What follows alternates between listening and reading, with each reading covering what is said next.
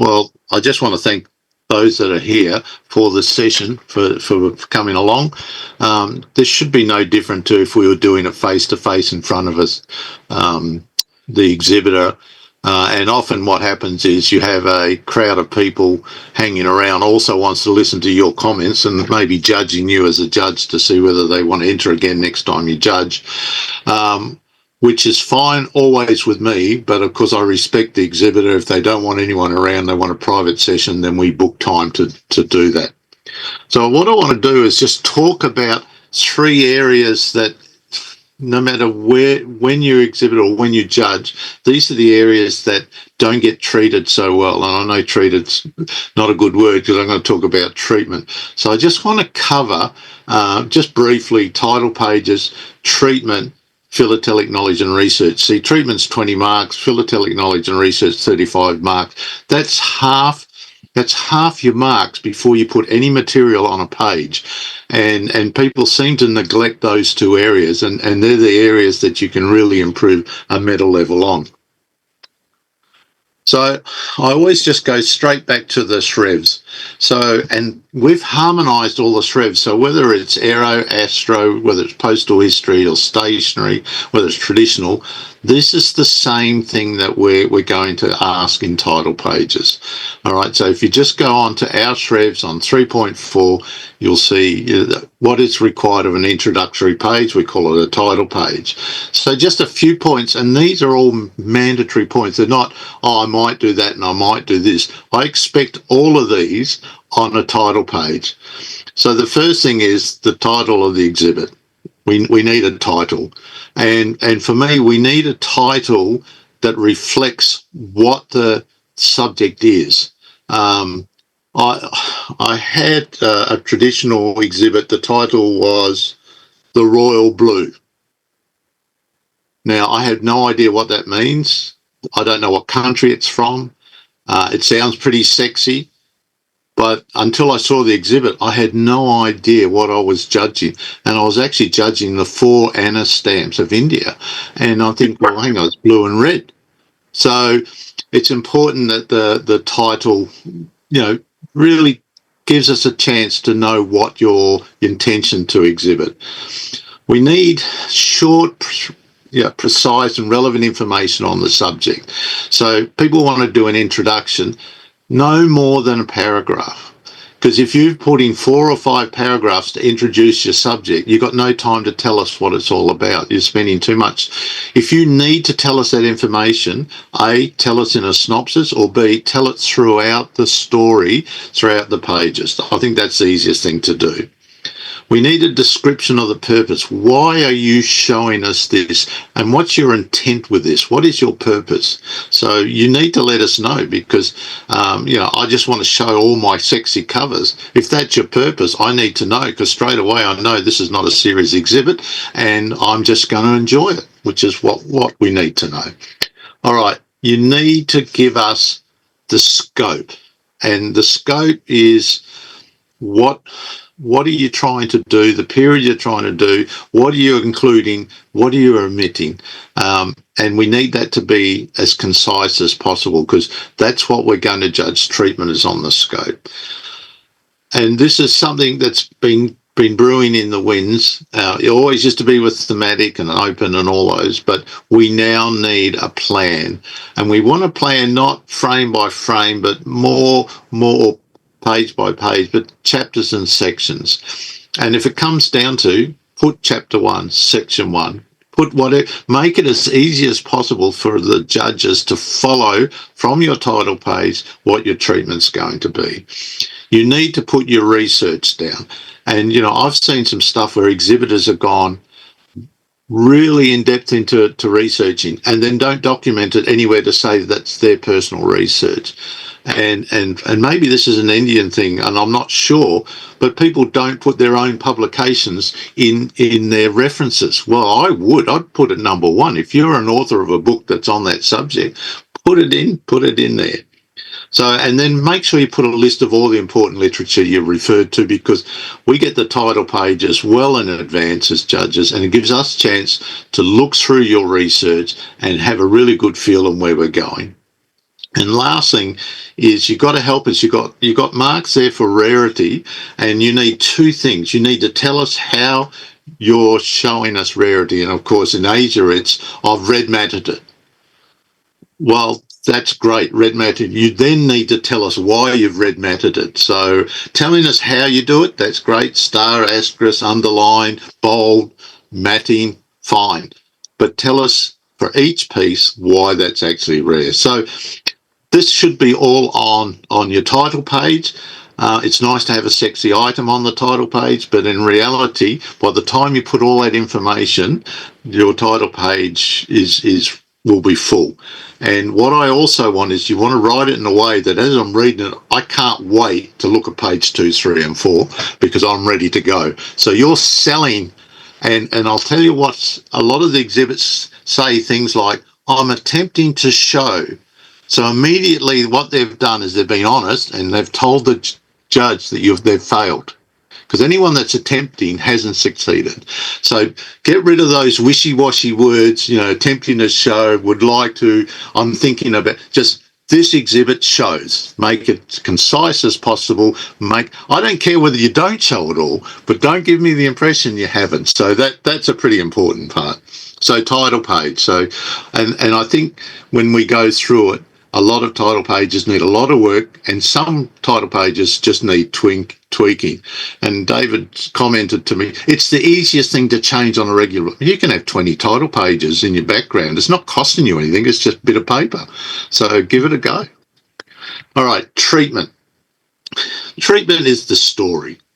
It really is. And you need to develop the story. So you need a beginning, middle, and end.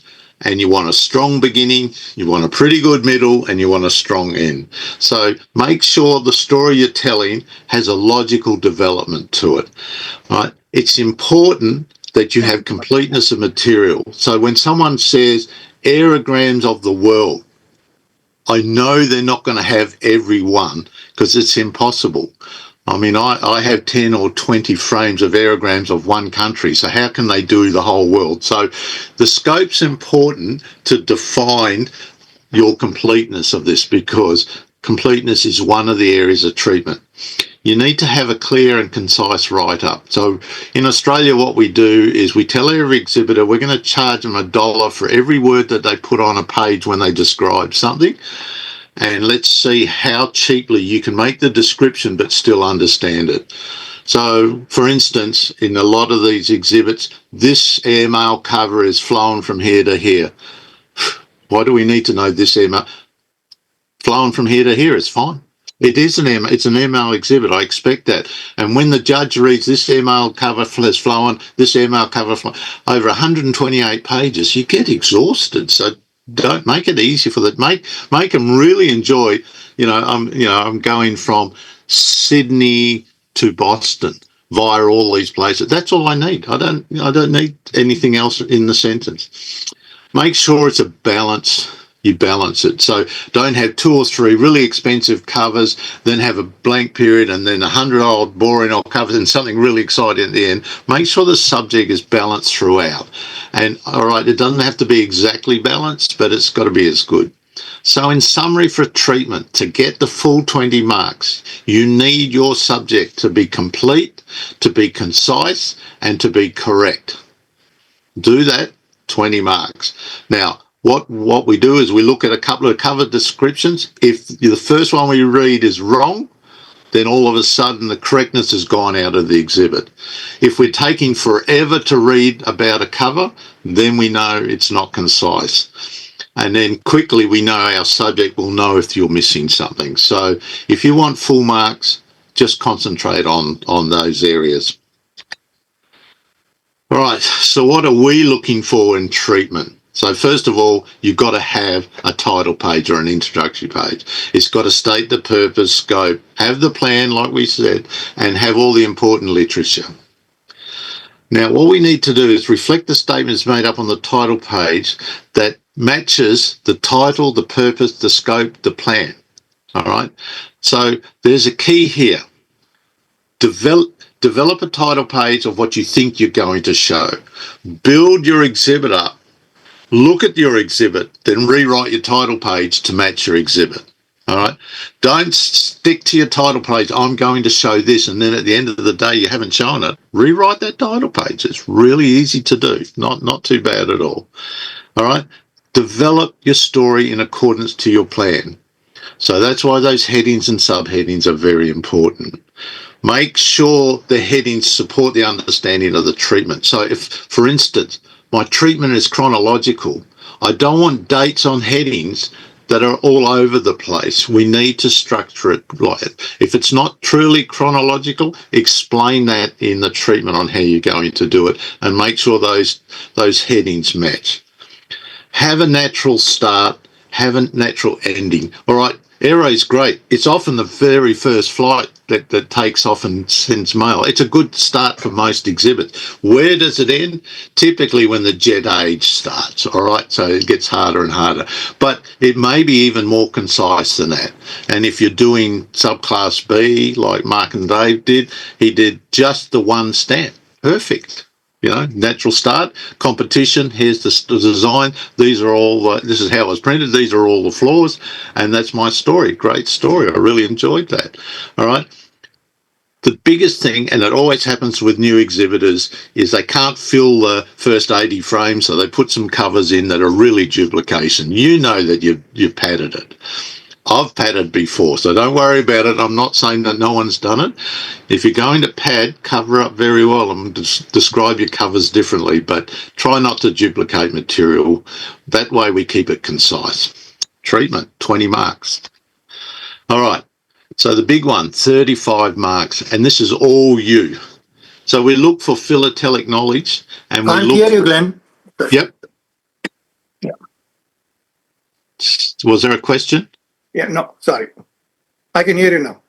Oh, you can hear me. Okay, cool. Okay, so philatelic and related knowledge is demonstrated. Number one, the first thing we look at is, are the items you chose the correct items? That's showing your knowledge on the subject, and then knowledge on the items that you've chosen. And have you written them up well? So people say, well, how do I do my personal research? Well, the cover's where we do them in Aero. So make sure every mark, anything that's on that cover is important. For instance, in my Nicaraguan airmail cover, there used to be a pencil tick on all the early covers, and I thought, I'll just rub them out because you're not meant to have stuff on there that's there. And someone said, why are you doing that? Because that's an auditor's mark on the amount when they were accounting to pay PAA for their. So learn what all those marks are and describe them well, and that's where your knowledge comes. All right. So analysis of the items shown is fairly important. Your research, when you find new facts, maybe a new cancellation, new cachet, a new route, something that hasn't been written up before, all right, make it evidence. Let us know. Yeah, I like the words new discovery. Even if it's not a new discovery, you discovered it 10 years ago and no one else has. It's still a new discovery, right? You're now sharing it with us. And sometimes I love those old philatelists that get 40 years of knowledge and don't share anything until just before they die. They produce a Bible on a book. And you think if they just released that 20, 30 years ago, we'd all be better off. But anyway, that's another thing. All right, so your philatelic knowledge, the choice of items reflect your knowledge of what the subject you're talking about and your knowledge on those particular items. You must demonstrate a full and accurate understanding of the subject. So we'll know if you're winging it by what you've put together, etc. Write up of the existing literature that's been used, and anything that's been previously researched, make sure you put it in there, because that's all part of the story. And we can't harp enough. The items have to be described correctly. So you've got to cover, do not use the auction house description to describe that cover. Because often they'll go Scott's Catalogue 3, in near pristine condition, and on white woven paper. And I'm thinking, that's got nothing to do with the Aero story. So do not use the investigate yourself, write the cover up based on the information there and the story you're telling. If the story you're telling is the rates, routes, and markings, then make sure you talk about the rates and routes. If the story you're telling is about pretty the much stamp, that's where where I want to leave. just Make sure the you talk general, about the stamp. So make sure you get information.